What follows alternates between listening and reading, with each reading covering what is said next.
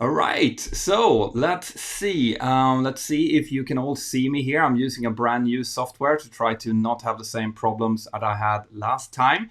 So let's see, who do we have here? We already have Doc Holiday and Natalie Olson is here. Great stuff. So, guys, very welcome to yet another live stream here on the Mentor Pilot channel. As always, I hope you're doing absolutely fantastic, that you're staying safe out there, and today, I have a real treat for you guys. So, for the first time ever on any of my live streams, I have the great pleasure to welcome another YouTuber onto the show.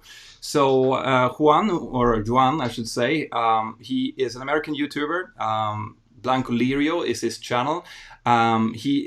Has a fantastic ability to come up with great analysis of ongoing topics, news topics that's happening. I always go to his channel whenever something big has come out, especially regarding Boeing or regarding, well, now the ongoing crisis. I love following his channel, and I hope that you are as well.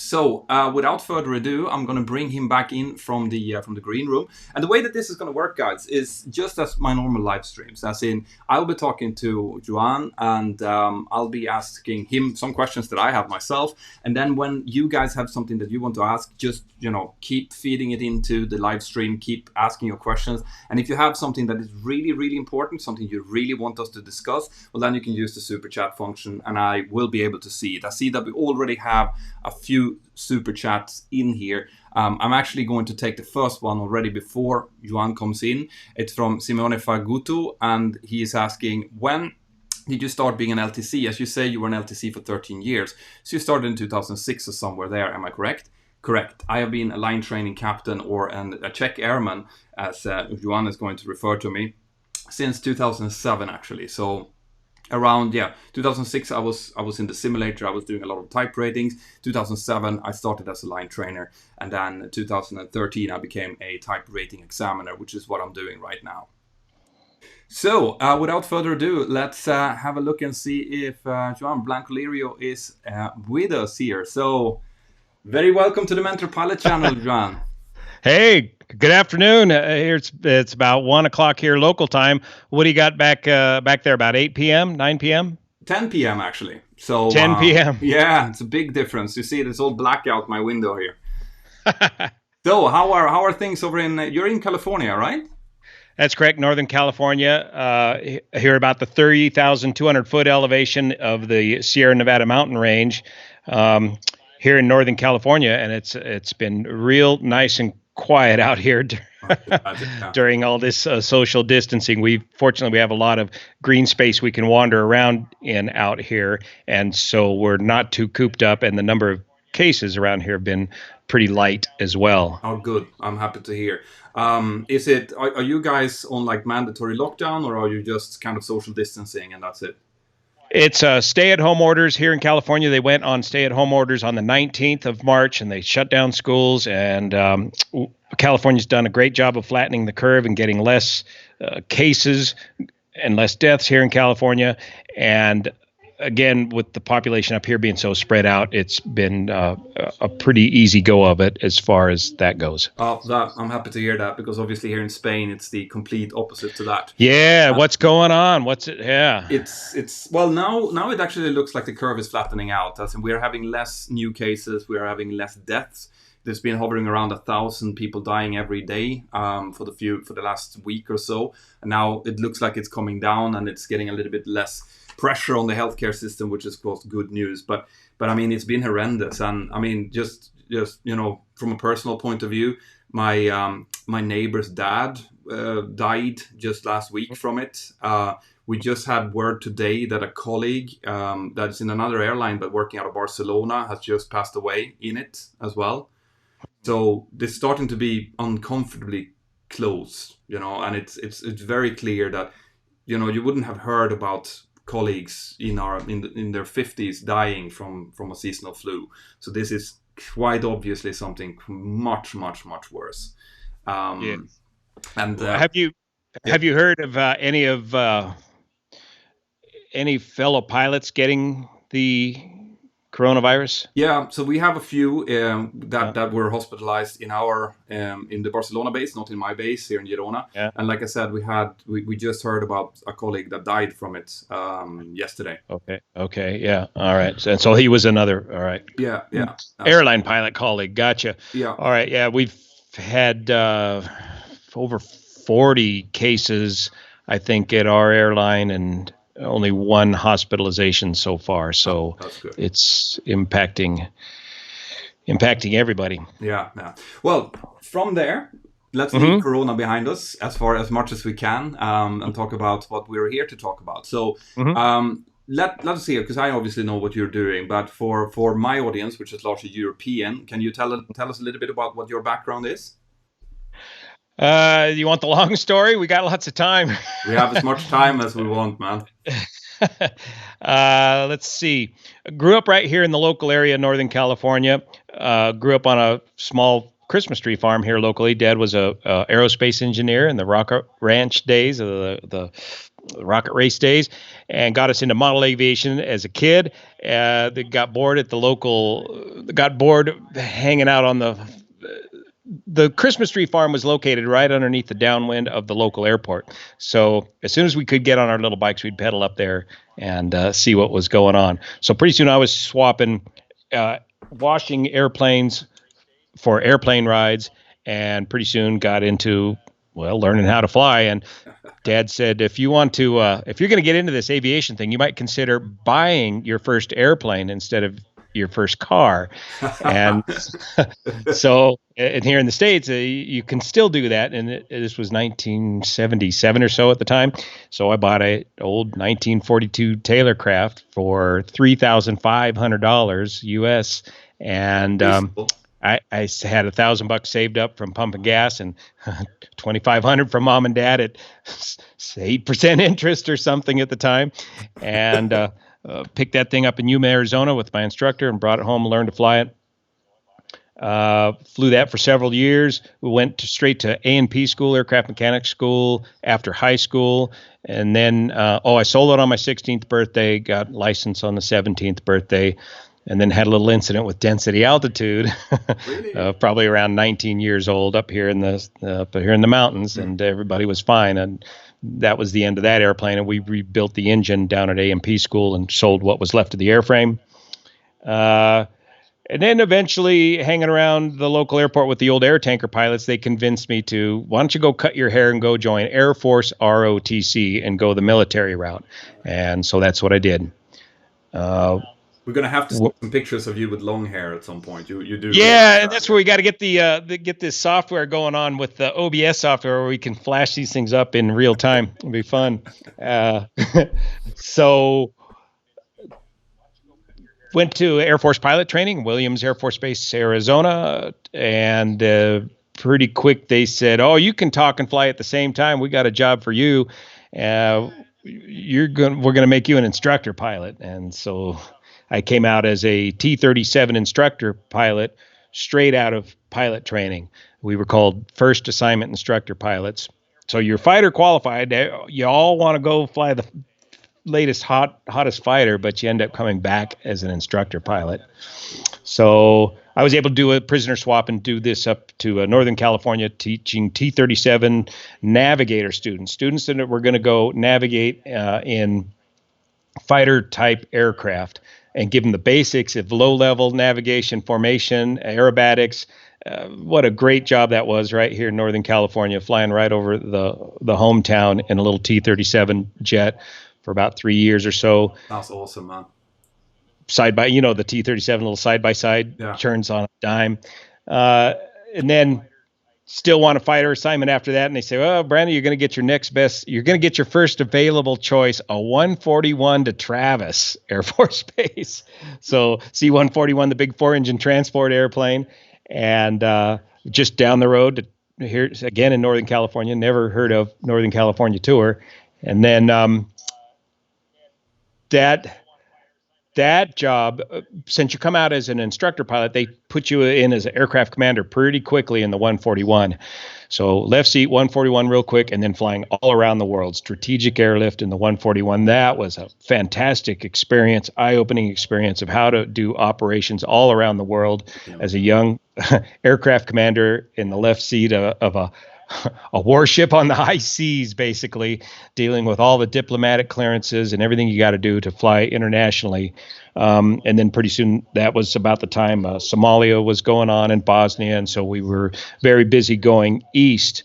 And we would do AAARs, air refuelings to all the way out to Mogadishu, from Southern California to Mogadishu, then up to Cairo, and crew rest there in Cairo, Egypt, and then work your way back around the world. But that lasted about 4 years, 141. And then after that, the 141s, that was well after the Gulf War, so the 141s were getting retired. And then there was no more 141 assignments left for the reserve, so I got in with the C-130 Guard unit up in Nevada. That Guard unit had recently transitioned, get this, from the RF-4 Phantom to the C-130. So we had a lot of very bitter ex-Phantom pilots. I can imagine. They're like, come on. Man, just crying in their beer. And they didn't have a lot of folks with a lot of heavy jet experience. The Phantom was a 2-seat aircraft, so they had the basics of CRM as far as pilot navigator. But they hired me as a guy with some heavy experience, and so did the C-130s there at Nevada for 3 or 4 years there. In between, the airlines, I figured I'd be getting out and getting on with the airlines. It didn't happen right away. No. So I ended up at the U.S. Forest Service for about a year. Wow, cool. Yeah, got on with those guys through my connections with the air tanker guys that I knew from before. Is this audio okay? Are you not getting a feedback no, loop or anything? I see that you are getting it, but I'm not getting anything. Okay, so cool. Fine. And so I spent a year with the Forest Service training up in turbocharged pressurized Barons, with Beechcraft Barons. Oh, yeah, the Beechcraft Barons, yeah.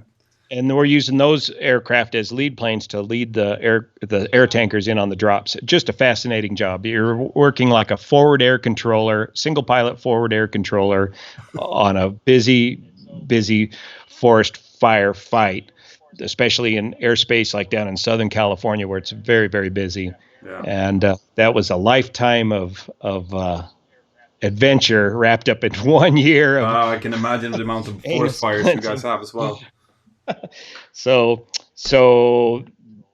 meanwhile, American Airlines finally called and got the interview. At that time, at that airline, once you got the interview, you basically got the job, and I've been there for 20 years since, and been riding this airline wave up and down and everywhere but out. I have never been furloughed in the 20 years here with this airline. But as a result of 9/11, the Great Recession, bankruptcies, I've ended up going through training on nearly every aircraft we have in the fleet. Wow. I've probably spent more time in the training house than on flying the line. And here we go again with another round of, this.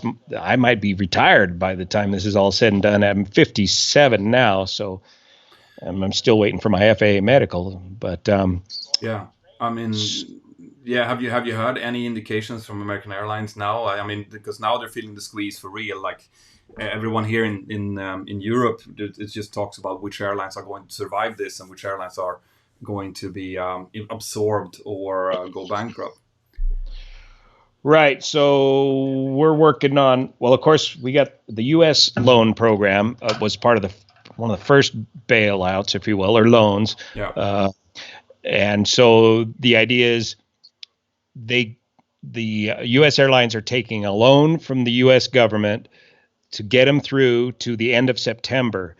And part of the caveat is you cannot furlough or lay off anybody until the end of September. Good. Hopefully trying to bridge that gap. So everybody's still got a job until then. In order to preserve some of that money and continue to preserve what little cash they have,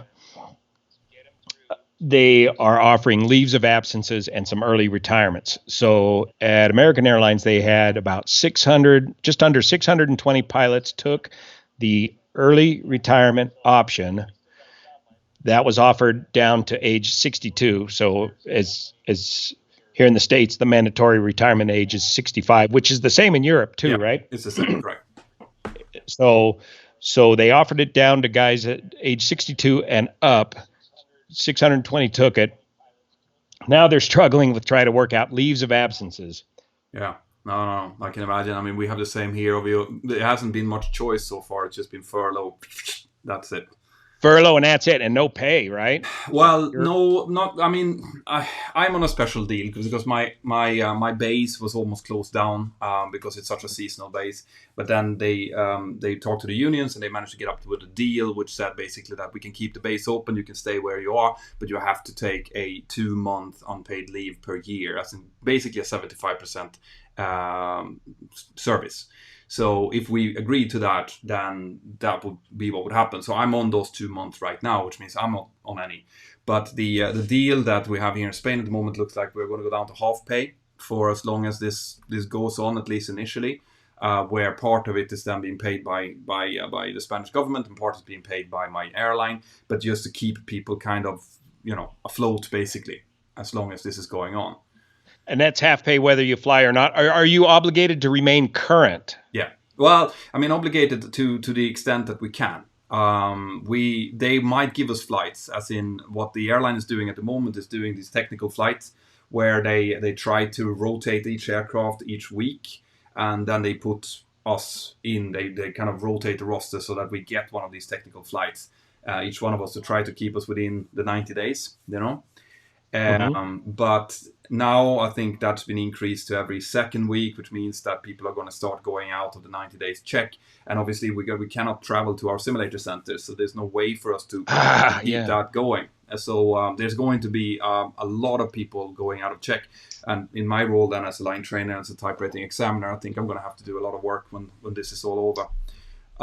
But yeah, it's a tough time. You have the same currency requirement, basically 3 touch and goes or 3 landings every 90 days. Right. Yeah, it's the same. So we'll see what's gonna happen with that. But at the moment, I think as well, EASA as well as FAA, I'm sure is going to start to look into possible exceptions to see if there's way. I don't think that the 90-day rule, I think, is going to stay quite strong. But everything else, extensions to LPC periods and OPC periods and stuff is likely just going to start happen. Right. So when you say LPC, is that what you're referencing? Your medicals, your medicals for flying here in the? Oh, that's something different. No, there's the license proficiency check, the simulator check, the one that extends your rating. Okay. Yeah, they're not talking about that here in the States yet, but they are extending medicals by 90 days. They've stopped enforcing medicals if it's expired by less than 90 days. You're not going to get in trouble for that. All right. Well, that's good. I mean, they're going to start, depending on what it looks like, they're going to start having to help the airline industry because we're looking at carnage here. Like that, this is not something I've never ever even seen this. So I'm going to go into some of the questions that we've gotten here so that we don't get too far behind.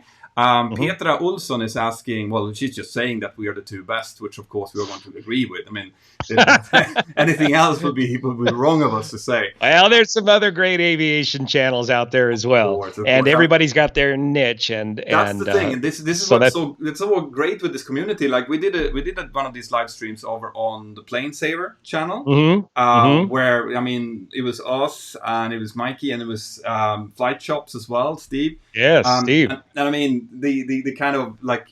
We could be sitting for hours. If we had a beer each, we would be able to do these live streams for days on end, just talking aviation. Like, it's so cool to be able to hang out with you guys. To blast to thousands of viewers is really neat. Yeah, it is. It is really, really neat, actually. And to get their instant feedback, like you're about to do here. That's the thing as well. That's why I like these live streams. And actually, on Instagram, I don't know if you've done any live streams on Instagram, but there you can invite people. When you're talking to them, and you can invite people that wants to talk to you, so you get the face-to-face interaction, which is really, really cool.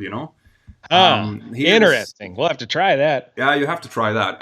So this is a question that actually I got from my patrons, because I went out to my patrons and asked, "Is there anything you want to ask Juan about?"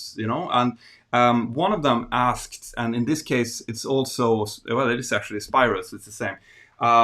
He is asking, since you have military background, what's your take on the use of angle of attack indicators in the cockpit? As in, is it something that you feel that you need to have because of your military background? Well, in certain aircraft, it was vital, and some of the old timers will argue with me on this. In the aircraft, the most highest performance thing I ever flew was the T-38, and the T-38 had a very critical wing. It was a supersonic trainer, and we lived and literally died by that big AOA indicator right in front of us with a green chevron and yellow or orange chevron and a green dot, fast slow. It was critical in that airplane, but less so in an airliner type aircraft. If you're flying the airliner type aircraft by the numbers, and those numbers, as you know, are bugged correctly for your configuration, since you're doing primarily straight and level flight and only no more hopefully than 30 degrees of bank, even though you can stall an aircraft at any airspeed, since you're flying it in such a benign environment, the airspeed indicator is plenty good, but it's still good to have the AOA indicator in the background there. And of course, if you get into a critical event like a wind shear event, that AOA indicator pops right up, and you take that airplane to max perform it, you get it right into that the yellow chevron of the angle of attack indicator, and that's where the AOA really pays off, when you really have to max perform the aircraft. But in daily operations, it's you use the airspeed. Yeah, that's kind of what I've been saying as well, because obviously there was a lot of discussions around this when the whole max issue came up, and the fact that it wasn't standard with the angle of attack indicator. And I was going out and saying that, listen, I have, in my operation of the 737, I've never really missed an angle of attack indicator, because as you say, you fly the bugs, you fly the speeds and the performance of the aircraft. You very rarely find yourself in any really unusual attitudes. But if you do, then of course that would be a different ball game. But it's a great insight to hear from someone who's actually flown fast jets, because that's a different thing. Yep. And we have Beverly Weber is saying hello from Northern California as well. Veka Will. Hey, Bakersfield. Yeah. Well, yeah, Vacaville. I don't know. Vacaville. Yeah, sure. Grant Rennie, thank you very much. They're sending popcorns here. They enjoy it. Jim Adams, any info about the progress of the Max? Have you heard anything? Because I know there was some news coming out regarding the Max today. Actually, I think there was a further delay to it, on top of the fact that it's now furloughing, or that, like, because of the Corona thing. Yeah, it's shut down. The production has been shut down. The plants, everybody's just too close together in the plants, and by public demand, they have shut the plants down. And plus, they got the problem with the suppliers feeding the supply chain. Those plants are shut down. So if you're not getting the parts in, you can't get them out. Yeah. So big delays for the 737 MAX. And I did think I saw some more orders dropping away from the 737 MAX, but still they had orders for over 4,000 of these aircraft. They really need to get it out. It's like the last time I saw it, it was like 9 years of a backlog. So, there's plenty to do once this comes up and running again. But I did see something today that they had found some other issues, some more software-related issues. But I think that's just the order of running. They test something, they find something small, they need to fix that again. So it just pulls out. But now the airlines, they don't need any. At the moment, they don't need them. But when we do recover, we're going to be completely transformed, completely smaller, and we're going to need to be completely efficient, and we're going to need these efficient new airplanes. That's the whole idea of the MAX, is efficiency, fuel efficiency. See, that is a great point you're making, because what we're seeing right now is we're seeing the older, less efficient aircraft, the 7.5, the 7.6, the 7.4 to a certain extent, is now being pre-retired. They're just putting them off to the boneyard, saying like, listen, no.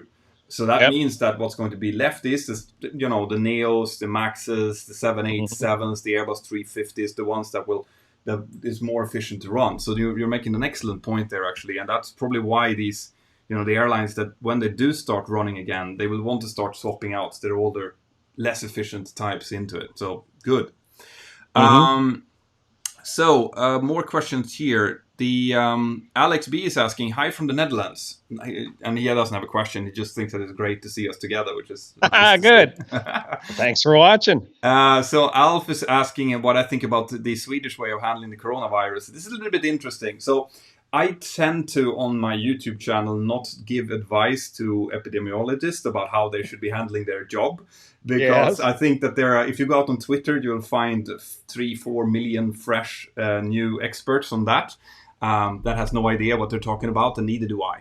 So the only thing I can say is that Sweden has taken a slightly different approach, but it is being based on data. Like the approach they're doing is based on their population, which is of course a little bit. It's a huge country. It's a smaller population per square kilometer than almost any other country in Europe. So they have taken a more relaxed view, as in they still have the schools running. They still kind of have the economy going, but they've told everyone to just keep away from older people and keep away from each other and try to do this social distancing, but without enforcing it through law. I was very critical in the beginning because I have a lot of older relatives and stuff, and I thought, visiting here in Spain, we're locked in. Shouldn't they be doing the same? But in fact, it seems like it's working. So I'm not going to argue with science. There's enough people doing that in the world. It'd be interesting to look at that data and see how they're faring. Yeah. And as we were saying when we had this live stream, what was it, 2 weeks ago now? I lose track of days. Like you'll not be able to say who did right or wrong until maybe in a year from now, when we'll see the total of everything that's happened, including the economy, including what comes out of it, in terms of suicide rate and things like that. So there's a lot of things to be factoring in before you pass judgment on things like that. Right. We don't have the numbers. We need the numbers, the actual empirical data, because this is a whole new virus. Yeah. And I mean, in Spain, it's obvious what we're doing, because the healthcare couldn't take it. So we had to lock down. We had to get it to stop spreading. Otherwise, the whole system would break apart. But that's not yet happening in Sweden. So that's why they're holding off. So we'll see what happens.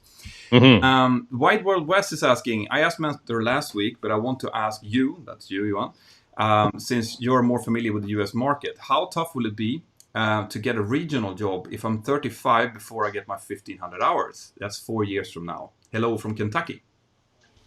So you're saying he's 4 years out from getting a job? He says that in 4 years he's going to be 35, and that's when he's going to hit the 1,500 hours. Is his approximation, I think. Yeah, 4 years, boy, no telling what it's going to be like in 4 years. I'd say go for it, man.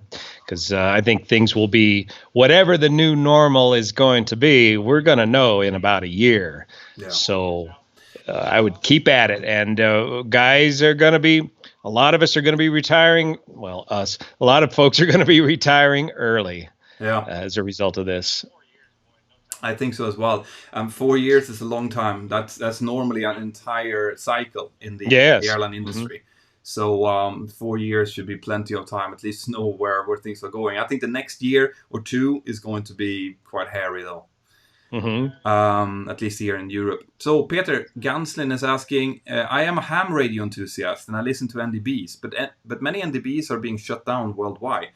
Do you think that they still serve a purpose or as a backup? What's your experience with NDBs? Do you do much NDB approaches over there? No. It's either all ILS or non-ILS approaches, and it's all being backed up with GPS data nowadays. So maybe in very remote sections of the world would NDBs still be a player, but even in remote sections of the area, you can develop good quality GPS approaches, which will bring you into a much tighter tolerance, will get you much closer to the end of the runway than an old NDB approach. Like we do fly NDB. Really? Yeah. But of course the NDB is more of a backup, as in you'll fly it RNAV. But you need to have the NDB needle pointing, and you need to have it tuned and identified in order for it to legally fly it. But you guys, you should know that if you fly an NDB the way an NDB is supposed to be flown, if I would turn off and not fly it RNAV, then I remember doing this when I did my flight training myself, that you were sitting there. It's like an emergency procedure in itself. I mean, it's crazy. Like you'll be sitting there, you'll be looking at your instruments, and it'll be perfect. Cue the mic straight towards the NDB, like you're sitting lined up perfectly with the runway. You're so happy with yourself, and then you break out the cloud, and then you're like, and that's where the runway is. Like that's how, like, it is really not precise, and it wouldn't be the first navigation system to kind of disappear. I mean, we had Laurent C, we had Decca navigation, all of these kind of systems that have been there and they have disappeared because they're just better systems out there right now. And like you're saying, it's going to go over to RNAV and GPS approaches everything. That's I'm fairly sure of that.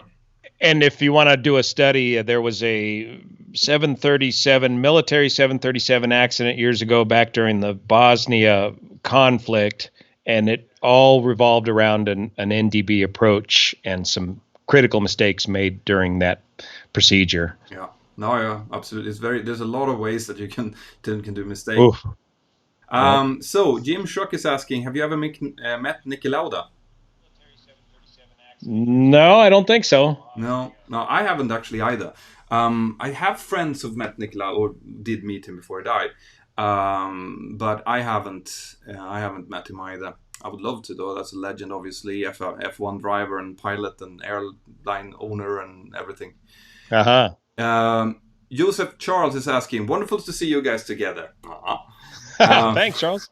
Yeah, you're both a source of sane reporting and a bit of solace online during this crisis. Thank you. That's nice to hear. Yes.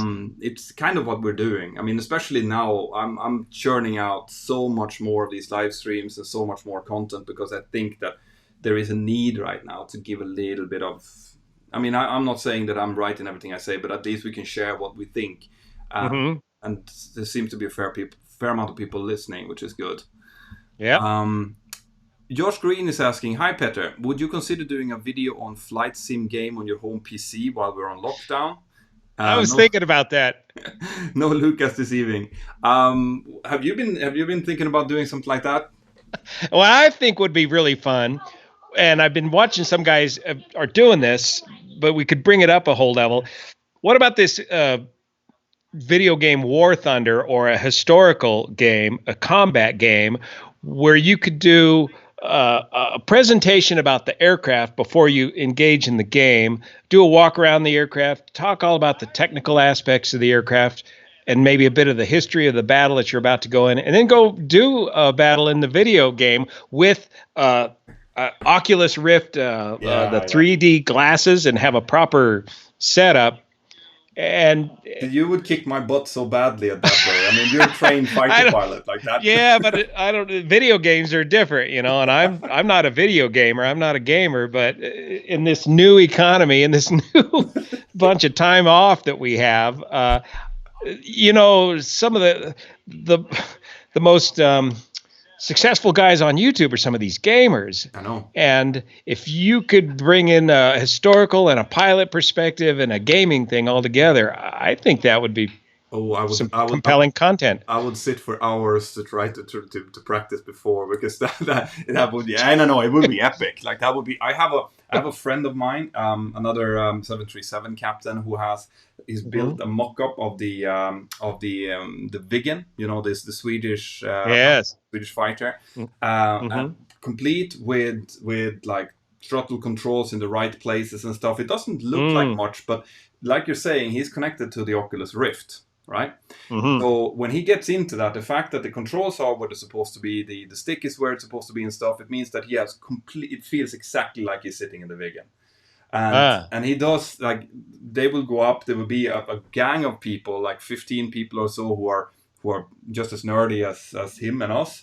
And they would start with a briefing. So in the Oculus Rift, you can stand in the briefing room and you see all of the others sitting in that room. And then you do a briefing, like, okay, guys, we're going to do a tactical maneuver. We're going to go out here, and then we're going to have a dogfight over here in this area, and then we'll return. And then they go out and they do it in their fighters. Sim. Yeah, no, and See? It's sick. Like it's really, really cool. So yeah, I'll take you up on that. That sounds like something we should do. And one thing you could add to this whole thing is if you could coordinate with a local museum and go to the actual aircraft and do the walk around to the actual aircraft and then transition to the historic video game footage, that'd be something. That'd be something, definitely, like that. See, Gonna now have you're to have a thinking. look at this now. Cool. So Sandra is asking, hello from Santa Rosa. Watching the 747 tanker during 2017 fires was incredible. What is the training like for those pilots? You'll be the one to answer this. Well, the air tanker pilots are a different breed of people. They come from you come into the air tanker industry as a military guy and you say you got low level experience. You ain't got the kind of low level experience that they're looking for. We're talking crop duster low level experience, 150 feet above the foliage at blue line, your minimum single engine speed. And so their training background comes from a more grassroots general aviation sort of background in general. So they would be the ones, the bush pilots that have gone up and flown the likes of the 747 and then been recruited to. Yes. Yep. All right. Yep. And you'll get some airline type guys or heavy type guys that can make the transition successfully into the air tanker business, but it's a very unique niche. And then the training that they go through prior to each season is they basically go through a carding process with the U.S. Forest Service, and it's just a brief refresher training. There's not a lot of extensive training. They're just now developing finally some simulator training for these guys to help them get trained up between seasons. It used to be always a seasonal job, and so you'd get quite rusty during the winter time. You would be laid off. You'd collect unemployment. Here's the deal with a tanker pilot life used to be like. It was almost like a flying hobo job where that you kind of prayed for a good fire season so that you could pay off the credit card debt that you incurred during the winter while you were laid off. That's terrible. And that led to a lot of problems over the years. And they had a horrible accident record. And it's still a very dangerous job. But that's changed quite a bit over the years. No, I would hope so, because I mean, these are the guys that you really need to keep the skills up on. I mean, you and I, when we're out flying now, you'd have the odd technical failure emergency where you're sitting at 38,000 feet and you have a good 20 minutes before you hit the deck if you're, play your cards right. But these guys, if they have something at 150 feet, we're talking, what, a second? Like, yeah. Crazy stuff that they would need to go through. And talking of that, actually, but not about firefighting, but did you see that that Boeing had some issues with the KC-46 tanker, the new tanker?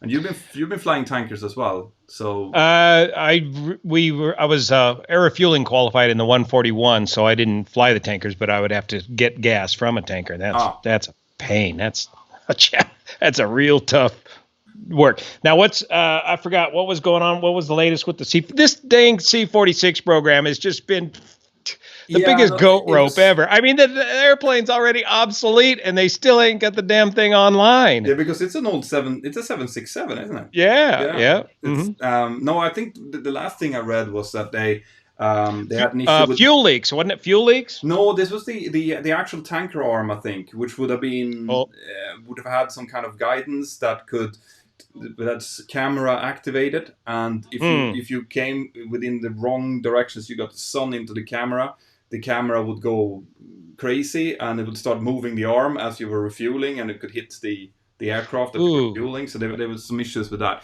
But I don't know, if you haven't read about it, you'd probably know as little as I do.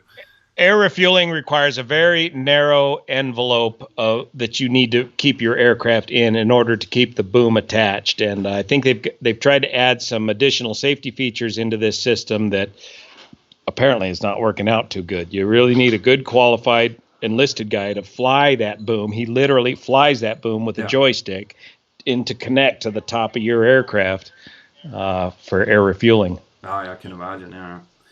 Pete, where are you at? Get those two 3D printed airplanes. Good stuff. He's Yeah, 3D's little demonstrator helper here. with you. I had my son sitting on the other side of me when I did the live stream on Facebook yesterday as well.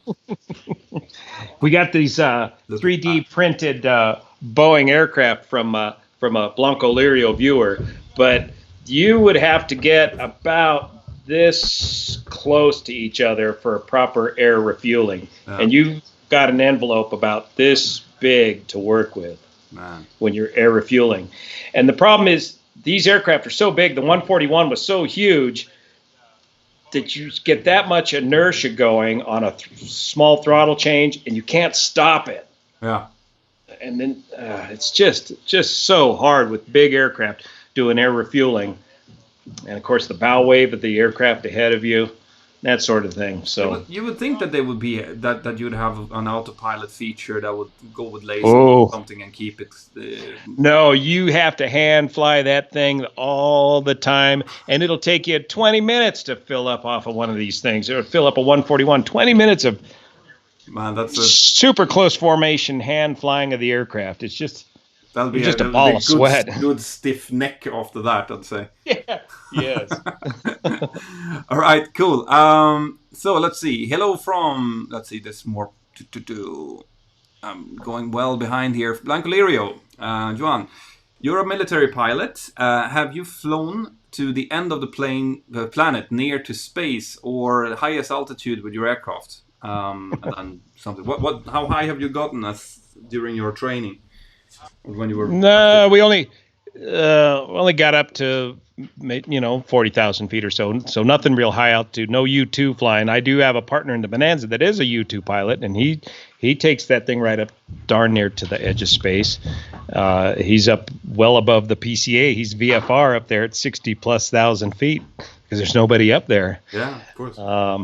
The T-38 was the fastest jet I ever got to fly, 1.2 Mach. So we got to go supersonic in the T-38, and that was a real treat. Oh, I'd love to try that. Yeah. Ian, Jill is asking, Peter and Juan, I agree, journalists have solutions that are impractical. Good luck to you both, and fingers crossed for all pilots. Yeah, thanks, Ian. Natalie Olsen is asking, hello from Wisconsin. What is the main handling difference between the 737 and the 777? Have you flown the 737? Yep. Flew the 800, the NG series, the 73, the 75, the 76, and the Airbus aircraft. So the 73-800 was probably my least favorite of the Boeing designs. The design was so stretched out. Better you've had nothing else to I know to try. That's what I fly. I'm very happy with it. Go on. The design was so stretched that you had to limit your flaps on landing so that you didn't hit the tail. Oh yeah, look at that. And so it required a fast landing speed. So it required that you be on your toes more so than on a 7.5 or a 7.6, which had a slower landing speed, or the 777, which has a very nice slow landing speed. Hang on to that, Jenny. And if you've flown the 7.6, the 7.6 is like a Cadillac, man. It's just a nice, big, smooth airplane. Now, perfectly harmonized and nice slow approach speeds. And the Boeing 777 is very much like the 767. And as I've mentioned several times before, some of the greatest features of the Boeing 777, besides being very easy to fly and to handle, is the big 6-wheel landing gear system that kicks back like this. And so when you get ready to land, you can just roll that rear set of trucks onto the runway and then drop the rest of the runway, and it just absorbs it. Just grease it on almost every time. Cheating. And that you need that kind of ease of handling after a long international flight, because you're just wiped out, man. You've been in that tube of pain for over 12 hours, 14 hours, and everybody's batting for a C- after the end of a long day like that. And you need all 4 dudes up there watching each other to make sure that everything goes smoothly. Yeah. I had a friend of mine who transitioned from the 737 onto the 777. He said that comparing the VNAV and how the aircraft handled the autopilot with the VNAV, that he thought that the 737 did that better. that the 777 had much more inertia, and that it took like it. If it noticed that it was too fast, it kept being too fast before it slowed down. And that, do you have any experience of that? I found that it was really good on the speed control on the 777 on the auto throttles and that sort of thing. Yeah, well, yeah, very perfect. good. So I will tell my friend that it's full of shit. So that's good. Yeah, I think it was on YouTube for some reason. Yeah, you're both there. Yeah. Is it buffering or is it smooth? I think it's about I think it's back to come back again. There we are. So that was a bit of a drop in internet speed here. So back to the question here. It seems like every aircraft nowadays is built with winglets or has them retrofitted. Why has the 777 been left out of this trend? Oh, well, are you talking the late model 777? Well, even good question. I bet you part of the problem is the wingspan is so big, they don't want to add winglets to hit things. Look at the brand new 777. It's got automatic, as I learned, automatic folding wing tips on the new 777, right? Yeah. Did you see the test flight where they were rolling out on the runway and the wingtips started folding up while they were rolling out? I thought, oh man, guys, you might want to clear the runway before you do that. And I was corrected. Apparently, the wingtips automatically fold up on landing on the new 777X. So other than that, I'm not sure, other than they did a cost benefit analysis and the cost of maybe doing it didn't add up to the additional fuel savings at the time. Typically, a winglet can save you about 3%? Is that what you hear? Yeah, it all depends on what kind of flight you're doing. But I think what the 777 has those raked wing tips as well, which gives kind of the same. Yeah, and that's another thing in the new designs. Let me pull it back up here without ripping my head sits off. Is the newer design wing tips? They've got an almost a winglet built into them. They've got a nice little bit of polyhedral, little twist to the wing tips. They're already built in. Yeah, and those I think that is basically what's doing it. It's like the. But is it the Airbus 350, which has its wings basically straight when it's out taxiing, and as soon as you start taking lift of it, you see that they kind of like build up like that or bend upwards.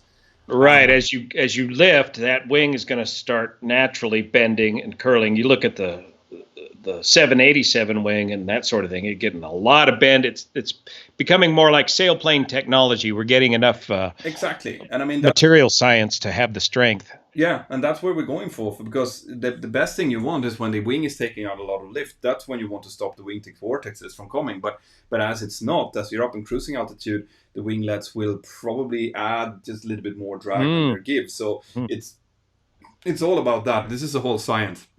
This is, I mean, just like you're saying, they couldn't do this before because they had to work with aluminium and the likes, and there was no technology for it. Now, with all the composites that they have, they are able to create these kind of things, which is much more efficient. So that's probably the answer to that question. So PS19V1, Juan, how do I pronounce you? Do you say Juan or Juan?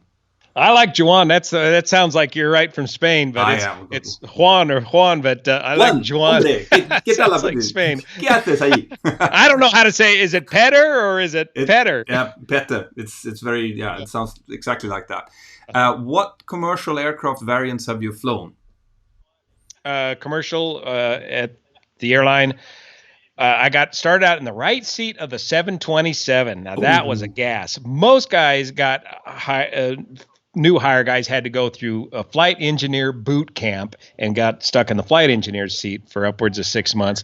And I was able to get to the right seat of the 727. So that was really neat to fly that neat old jet. That was a real cool hand flying old school jet, 727 Boeing. And then the next assignment was the Boeing 767 out of San Francisco. And that was a giant leap to jump into that aircraft. You're still on probation, your first year of hire at the airline, and you got to pass 7576 training, and the differences between the two, that was substantial. Yeah. And I spent most of my time in that aircraft, and it's still my aircraft type is the 7576 as far as commercial aircraft go. And then with the ups and downs of the industry, I ended up on the Boeing 737-800 back in Miami, flying a bunch of the neat international routes at the time. 737-800, then the Super 80, the McDonnell Douglas Super 80, the old Jurassic jets. You went from So the as a 7.3 to the MD-80. Yeah, and I went back and forth several times, and ended up getting trained several times in each aircraft, sometimes only flying it once or twice before getting scheduled for training again. Very inefficient. Very inefficient, yes. So, yeah, the Super 80 with its tab-flown controls and rear-mounted engines, very cool old jet. Flew with a lot of neat old guys that just stuck with that airplane their whole career and didn't want to change, never went to glass cockpit aircraft. And let's see, 7.3 back to that, and then 7.5, 7.6 back to that, and then Airbus A320 ended up on that for a while. So that gave me a real well-rounded view of the different manufacturing engineering standpoints between Boeing and Airbus, and what a complete different view of the world it is between Boeing aircraft and Airbus aircraft. And though I prefer the Boeing pilot-centric engineering concept, Airbus is the way of the future. They get it. They are able to take the low-time pilot and put him in an airplane that's going to keep him safe. Yeah.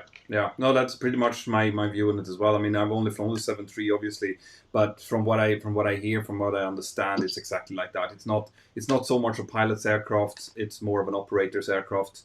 But yeah, I mean, you'll be able to transition in between the different Airbus types seamlessly, and it keeps you safe. You know, you can do a lot of mistakes, and it won't jump up and kick you. You know, that's right. It won't let you. If you've flown, Pete, I can't quite reach it. If you've flown the late model radio control model aircraft, the lightweight foam aircraft with the AS3X or whatever they call it today, the built-in stability systems that you can get for about $100, that's some of the basic fundamental technologies that Airbus has had for years that will keep that airplane in a stable envelope for you. Yeah.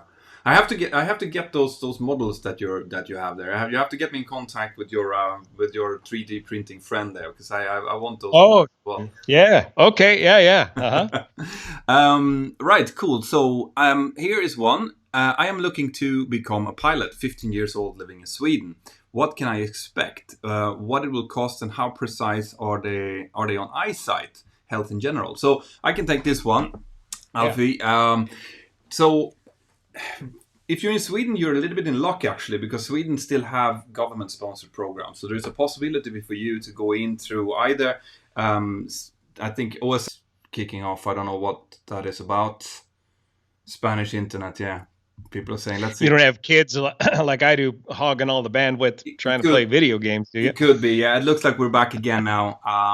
Right, so it's my guys. I apologize. It's my Spanish internet. I mean, this is what happens when you have a whole country on lockdown. Everyone is using internet at the same time, so it's going to be coming in and out.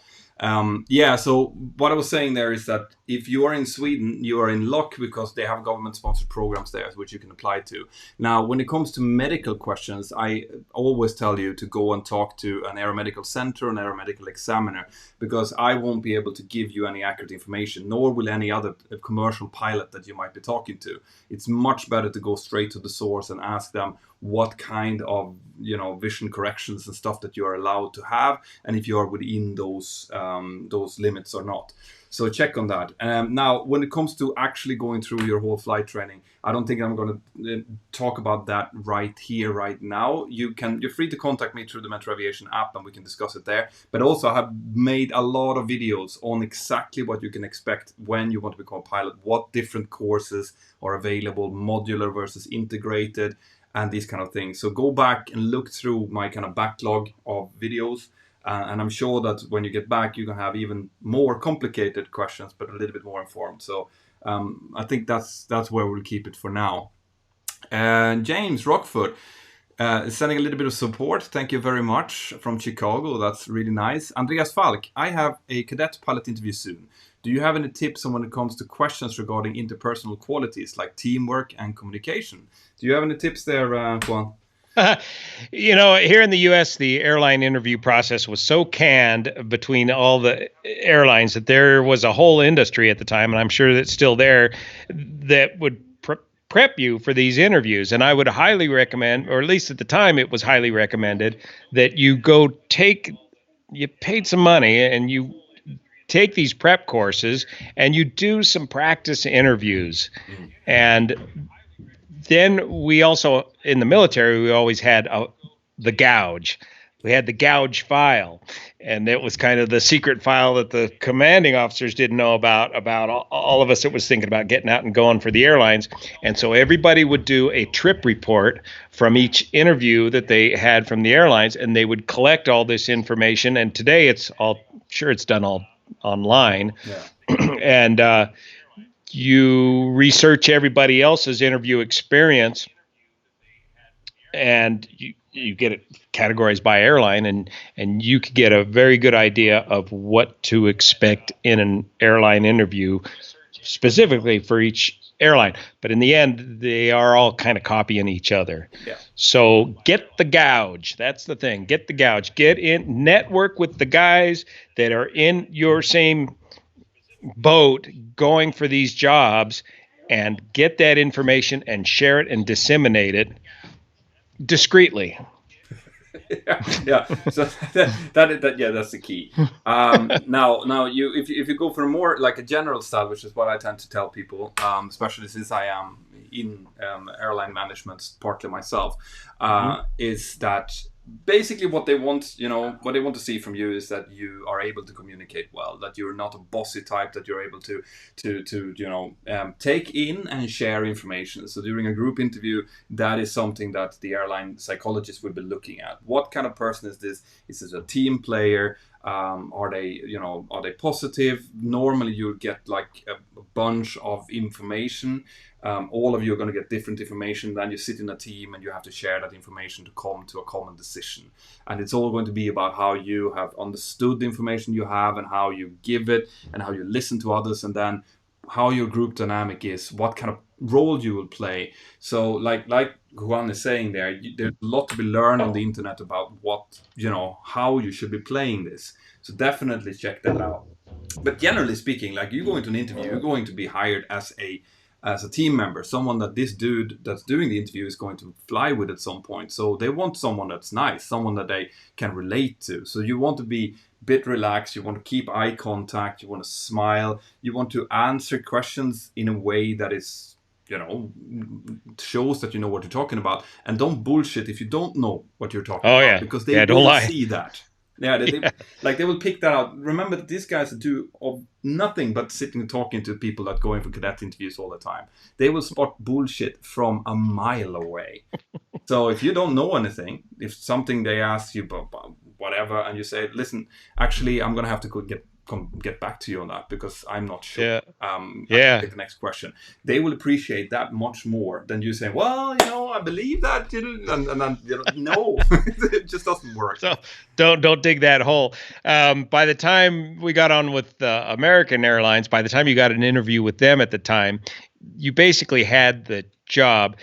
And the two pilots interviewing you were making sure that you're the kind of guy that they can live with for 2 or 3 days in the cockpit on a 3-day Yeah. I mean, that's what it is all about. They know you have the licenses. You get to show that you can fly and that you understood aviation. The interview is more about that. What kind of personality are you? Are you a weirdo? Are you a nice dude that they're going to sit and work with for a couple of, like you said, for 3 days while they're online on the route somewhere?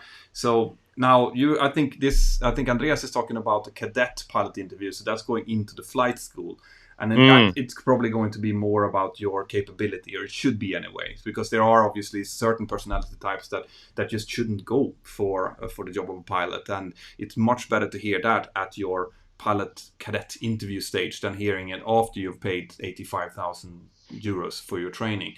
So that's more about just finding, personality traits like, for example, can you work under pressure? Can you... How do you handle stress? Can you do several things at the same time and still be concentrated on one single thing? These are kind of things that you can, to a certain extent, practice before, but you need to have that personality type. If you don't, then it's better to hear it before.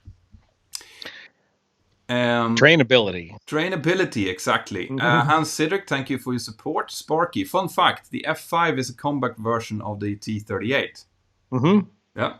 Yep. More or less. Yeah, it's got some leading edge slats to it, but it is a fine Northrop design. Excellent. Hans Cedric, watching you guys while building 2 F-14 Tomcat scale models. Now time to show off if any of you made, built, painted scale models. Have you made any scale models? Yeah, Pete, get show them the GB.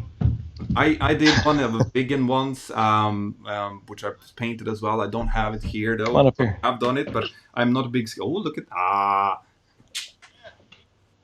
That's we haven't done plastic models in years here, and it's a real challenge. Don't watch out, it'll kill the live feed there. But yeah, hand painting those is a real challenge. You can imagine. Cool. And I still got to put the decals on and the struts. You do it with Pete. Well, now that took me weeks just to get that far. All right. To wait for the paint to dry. Point taken. Joshua McCloskey, how much change in elevation or slope can a typical commercial airport runway have? Sometimes it appears quite noticeable to the eye. Exactly where the limitations are, I don't know, to be perfectly honest. You see, this is all about not bullshitting, so I'm practicing it here. I think there is a limitation in the book, but we never encounter it because we don't have any airports with extreme slope. I think it was something on the order of 2 or 3%. Yeah, I mean, the thing is, you do see it, because when you're sitting at an edge of the runway, obviously any kind of change in elevation, especially if there's a bit of a bump, you will notice it because you can't see the end of the runway, or you'll see it like in Girona, for example. We have quite a bit of an upslope actually landing on one of the runways, and when you come in, we have a steeper than normal VOR approach coming from one direction, so 3.4 degrees, and so 3.4 degrees from one end, and then you have an upslope. So that means that when you're coming in, when you break clouds, it looks like you're coming in like the space shuttle. Like you literally. Or does it give you the illusion that you're too low? No, too high. Oh, it looks like you're too high, and so you bid for too low, and you end up too low. That's the problem. So that's the thing. So, and the funny thing as well is the pop is set to 3 degrees. So that means that if you're coming in a non-position approach and there's a low cloud base, you're bang on the approach, and you break clouds with 3 or 4 whites. And you have that upslope, which means that it looks like you're well off. Way too high, Way too high. So not only does it have performance implications, obviously it does to a certain extent, but also those kind of things plays a part. So I'd say it's a couple of percent is probably what you can get, unless you have something crazy like Lukla, in the Himalayas, which is a completely different thing. And here at Nevada County Airport, a small airport, we've got that same uphill sloping runway. And like Petter was saying, you come in high, you bid for low. And at the Nevada County Airport, off the end of this runway is a severe drop off. And when the winds are such that you're using this runway, there's a giant sinker down here. So you start aiming for low, and man, by the time you get about here, you're just wide open power if the winds are right, and trying just to get to the end of the runway. So watch out, the downhill sucking monster on the illusion of a upslope runway. Yeah, and there you see why it's important to have some local knowledge before you go to places as well. This is why we, for example, we fly to hundreds of different destinations throughout Europe, and we do, for each runway, were there anything that you need to know, there is like a runway brief. You go through and you read everything that says exactly these kind of things. Like you can expect downbursts on short final, or you can expect tailwinds turning to headwinds when we pass over the shoreline, or things like that. All of that is something that you need to read up, because you don't want to be caught out in short final suddenly getting a sink through. Big sinker. And this is where the video technology, I'd like to see them do more of this with the video technology. Bring the cockpit, the camera into the cockpit, do the video, talk with the check airman, talk your way through it, and show them on video what this airport has. I'd really like to see this up in our divert airports for transatlantic flights, the divert airports in Greenland and Iceland that you may never go to, but you're constantly looking at on every oceanic crossing because that's your ETOPS diversion field. Yeah. To get real video information of what's it really like to land over there, and especially at minimums or something like that. Yeah. Who's the other YouTuber aviation guy that has a Bonanza that flew it around the world? A young guy, Gunther Miller. I don't know. The flew around the world, you say? He recently went, well, not recently now, but he took a DC-3 to Normandy, and he stopped at these runways that we use for diversion airports, and that was my first video exposure of what it's really like to fly at these different airports, and it was pretty eye-opening. Yeah, it's nice to have seen it before you do it the first time yourself. Mm-hmm. So let's see. Stuart Young Murray is asking the funniest waypoint names or routes you've flown. Waypoints. Oh man. They'll come in a series here in the United States, and they'll get creative with like Mo, Larry, and Curly or something like that. Or I think I even saw some reference to one of my old favorite rock and roll bands, some Led Zeppelin references all the way down in. Yeah, I know that like down in New Zealand and stuff, they have a lot of Lord of the Rings things, like Gimli, and Frodo. You have Sauron to like these kind of things. In Europe, they're very rarely very funny. Like if they are funny, it's out of pure accident and nothing that no one actually thought about. Unfortunately, it's a little bit boring that way. Hans Cedric, speaking of 3D gyro stabilization, I have an RC450 helicopter, super stable and docile, but if I go wild, I can do 3D flights. Cool. You do a little bit of, don't you? You have a little bit of RC experience, don't you? Yeah. Learned as a kid and then back into it mostly only with the foamies and the electrics and the park flyers today. Yeah, that's good fun. Good fun, and without breaking the bank in case something would happen as well. Yes. Cool. So let's see. Balai is asking, 737 got problems, Mentor. You have to fly Airbus once. Yeah, well, that's what I've been saying the whole time. Like I don't choose the aircraft I fly. Right. You get the airline tells you which aircraft you're going to fly, and then you don't even have a choice at your airline, do you? No, I mean we only have 737s now. The airline bought up a lot of other airlines that actually do have Airbuses, but there's Petter. Here we go. I don't know, man. I think that we're back working again. At least, let's see. Guys, if you can see us, just give us a thumbs up or tell us yes in the comments. In that case, we'll know that the stream is back up and running again. There's normally a bit of a delay, about a 10-second delay, right, between what we do and what they see. So.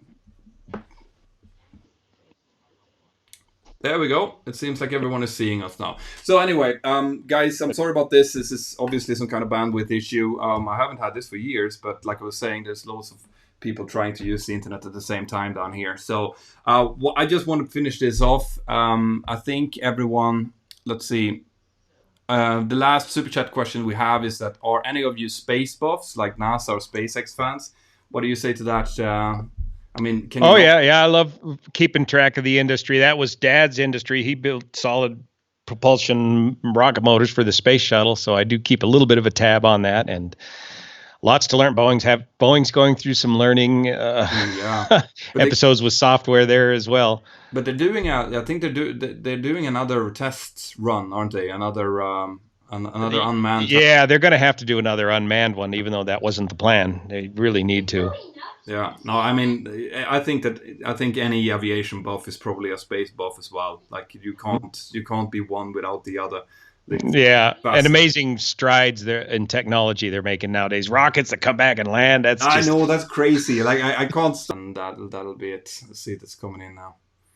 Okay, guys, I don't know if you can see us anyway, but what I'm going to do now is we've been on this for an hour anyway. So, Juan, I want to thank you for joining me on the channel. It was really great to have you here. And let's do it again. Yeah, absolutely. Next time we'll do it on your channel. Keep in touch.